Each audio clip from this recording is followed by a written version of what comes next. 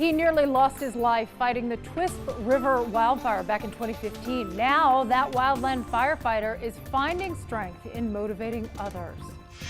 And Roos Field is getting a facelift. Don't worry, the red turf is staying, but we'll show you what changes Eastern does have in mind.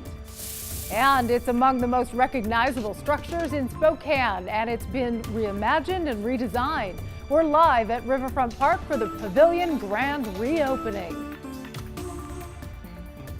Welcome, everyone. It's great to have you with us. I'm Jane McCarthy. We will check in with Mark and Tom in just a bit. In the meantime, we're tracking two breaking stories tonight. First, the man who killed two people in Spokane Valley in 2016 just learned he will spend most of his life in prison. A judge sentenced Gilbert Delgado to 36.5 years in prison for the murders of Daniel and Brenda Kennison. Now, he's not scheduled to get out until just after his 80th birthday. We'll bring you reaction to this sentencing tonight on KREM 2 News at 6 o'clock. The other breaking story, a crash just north of Sandpoint, blocking now the southbound lanes of Highway 95. Idaho State Police say the crash happened just after 3:30 near Selly Road, that is close to the town of Ponderay. Now, we do have a new picture from Idaho State Police showing a van on the left there with some of the seats scattered on Highway 95. And on the right, there's a truck that appears to be on its side with its load spilled on the side of the road. A little bit up the road is that life flight helicopter you're seeing. The highway is, the helicopter rather, waiting for a patient. That image was taken just before 4 o'clock this afternoon, so no word yet on how severe the injuries are in this crash. We will be tracking this breaking story through the night and let you know when southbound Highway 95 is back open north of Sandpoint. To a big story in downtown Spokane. Right now, the historic Riverfront Park U.S. Pavilion opens tonight. KREM 2's Mark Hanrahan is live at the Pavilion in the middle of this grand reopening celebration going on right now. Hi there, Mark. Hey, good evening, Jane. Maybe more accurately, above kind of the celebration. We are standing on what's called the elevated experience here in the new launched U.S. Pavilion. We're 40 feet in the air. We're going to speak with Amy here with Spokane Parks and Rec here shortly. First, we'll kind of set the scene and tell you what's going on. Festivities really just kicking off right about now at 5 o'clock. We have the Spokane Area Youth Symphony singing right now. That will be followed by a ribbon cutting. You can see people starting to trickle into the pavilion here. And today we celebrate the hard work of the people that made this all happen. And at first glance, when you roll into Spokane, when you drive into Spokane, you might think the U.S. Pavilion looks pretty similar, but once you get in here, completely different. The first thing you'll probably notice, the lights. There are roughly 500 light panels on this canopy. They are programmable, so they can be lit up in various colors and in different sequences. Another big change, what the city is calling the elevated experience, what we showed you at the top, kind of like a catwalk, gives you a 360-degree view of the city, including the river. And there's a 37,000 square foot space here where people can gather for different events like concerts like we're having right now. All right, back here live with Amy Lindsay with the Riverfront Park. This has been a long time in the making. What is today like for you guys? Oh my goodness, it all has come together, and it's just wonderful to see all of these people in the space. We've been waiting a long time for this. Yeah, what is the biggest change, would you say, overall with this space? Well, we really transformed it from it was an ice skating rink in the past, and then obviously we had some rides in here. And what the master plan, the 2014 master plan envisioned was this to be the gathering place for Spokane, in the heart of Spokane. And it's now, the vision was to make it a multi-purpose event space. Right. So we can do everything from concerts to the Spokane Area Youth Choir to the Whitworth String Quartet who just played, and the symphony will be here tomorrow. Okay. So, and then we're also going to be doing a concert with the Dip, and they're a national touring act. Gotcha. So they're the headliner tomorrow night. From an outsider's perspective, maybe the most visual thing that you know, especially at night, is the light panels. Yes. Talk about those and kind of how those will be used. So the light blades, what we're going to do, it's going to get dark about the last song of the artist for each night, tonight and tomorrow. So we are going to activate the light blades during their last song. We know what song they're playing, and we're going to won't be synced perfectly, but it will be synced to the music. And then right after that last song, we are going to show the community our summer light program. And really, that's going to happen every night. And you can come into the pavilion, lay on the lawn, and we're going to sync it to a playlist. And that's 15 minutes long. All right, Amy Lindsay with Spokane Parks, thank you very much for your time. All right, festivities getting underway here. They continue till about 9 o'clock tonight. Light show starts at 8 o'clock. We're going to hang out here, and Jane will bring you much more coming up on KREM 2 News at 6. But for now, we'll send it back to you guys. Wow, are you kind of scared up there, Mark, or are you feeling good? Maybe just a little bit. Maybe just a little bit. Looking good. Awesome. Thanks so much, you two. Well, in other news, this is what Eastern Washington University's new stadium just might look like. Today, a task force made recommendations to the Board of Trustees to make the stadium look more like these renderings. Tim Pham shows us what's inside this new design. The last time Eastern Stadium was renovated was about 15 years ago in 2004, and some parts of the stadium are even older than that. There's nothing else like it.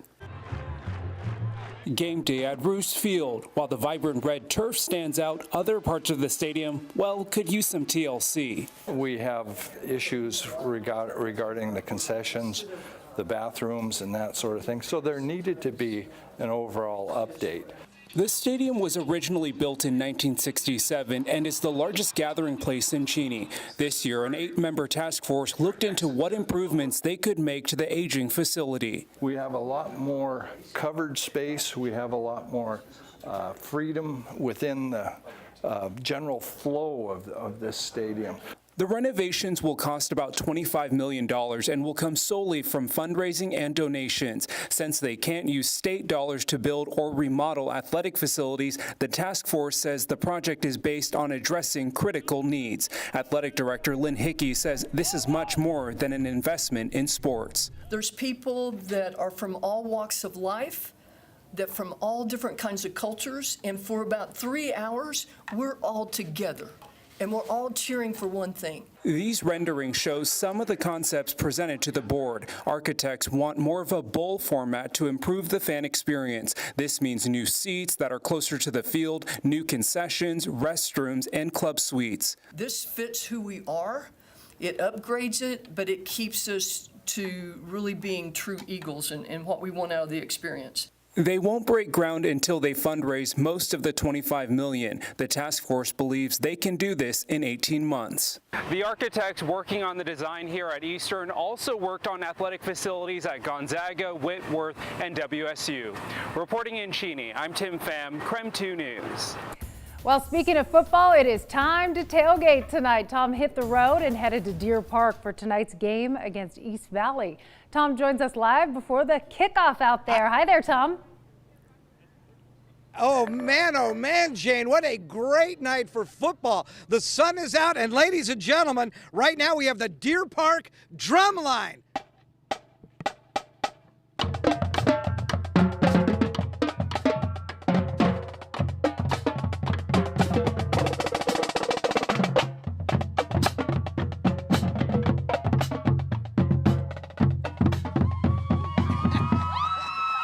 Sounding good.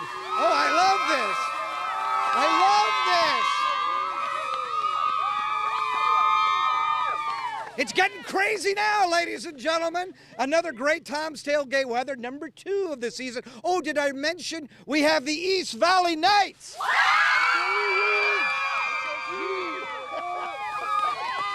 Deer Park Stags! Oh, I tell you, this is going good. Okay, so now what I'm finding out now is that you guys have not yet had a full week of school. Is that true? This is the Stags are telling me this. You have not had a full week of school, so you started last week and you went how many days? 3. And then you went back to school this week and you went how many days? 4. How many days do you go next week? 5. We're hoping 5. 5. Was that the same thing for you guys too? So, but now next week it's the real deal, right?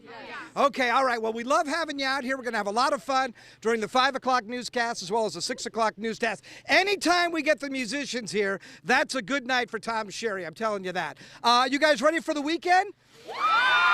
Let's talk about that, shall we? Let's take a look at the current temperature. We had all that rain this morning. You thought, oh my gosh, we're going to get rained on. No way, no way. Not on Tom's Tailgate weather. Always good weather. You can see it's a beautiful evening that we're enjoying right now. Take a look at the radar. You can see that we've got most of the rain has moved into areas of southwestern Montana, northeastern Oregon.